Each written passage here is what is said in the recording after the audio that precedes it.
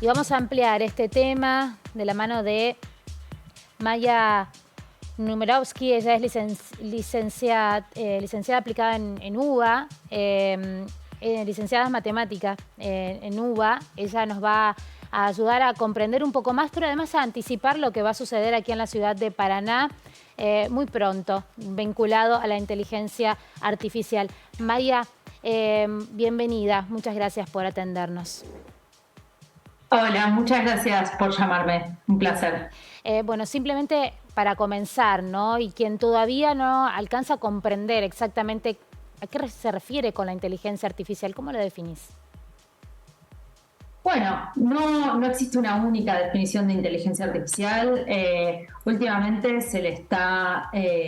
nos estamos refiriendo a la inteligencia artificial como ciertos sistemas basados en tanto hardware como software, o sea, máquinas y también programas, que pueden realizar tareas determinadas con un cierto grado de autonomía.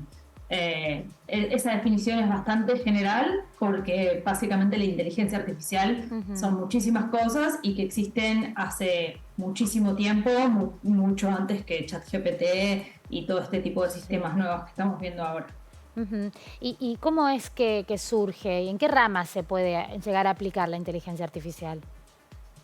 Bueno, la inteligencia artificial, si bien ahora estamos viendo en la última década y en este año un auge bastante grande, no es un concepto nuevo. De hecho, Alan Turing, que fue el padre de la computación, a mitad del siglo pasado, no era inteligencia artificial, pero sí en uno de sus artículos se imagina un escenario en el cual una persona mantiene un diálogo con algo que no se puede distinguir si es una máquina o un ser humano. Por esos años también Marvin Minsky define ese concepto, organiza un congreso, un taller al respecto y diseña lo que sería la primera red neuronal artificial. Habrán escuchado hablar de las redes neuronales, que son el tipo de arquitectura, el tipo de software que está detrás de este tipo de nuevos sistemas. Lo que pasa es que por aquel entonces las computadoras eran máquinas gigantes que costaban miles y miles y miles de dólares y solamente podían ser utilizadas por empresas gigantes y algunas universidades. No existía la computadora personal. Aparte tenían muy poco poder de cómputo y memoria. Y eso, combinado con algunas limitaciones en la parte matemática de la teoría y recortes en financiamiento, llevaron a un invierno en la inteligencia artificial.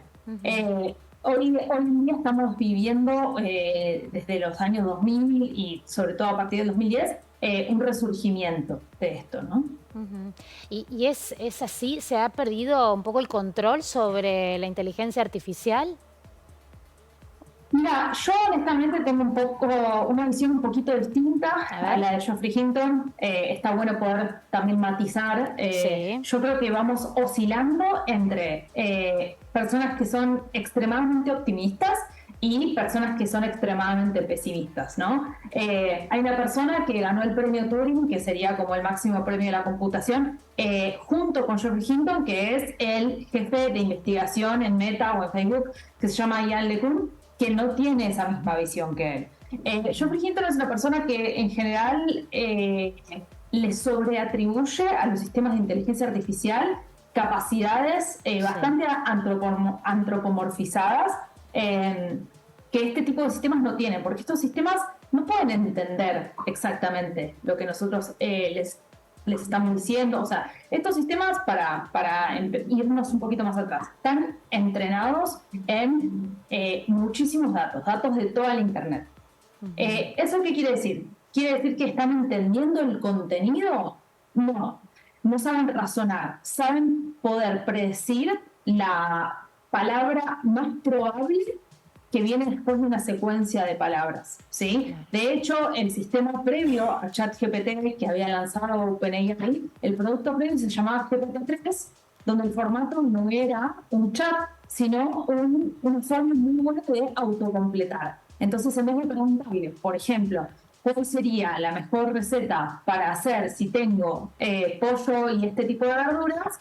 Uno le decía, la mejor receta que podría hacer si tengo pollo y verduras es, y GPT-3 lo completaba. ¿Eso quiere decir que puede comprender cuáles son todos estos alimentos? No, simplemente se fijó en un montón de datos de toda la Internet y puedo predecir de manera muy buena y de manera bastante razonable,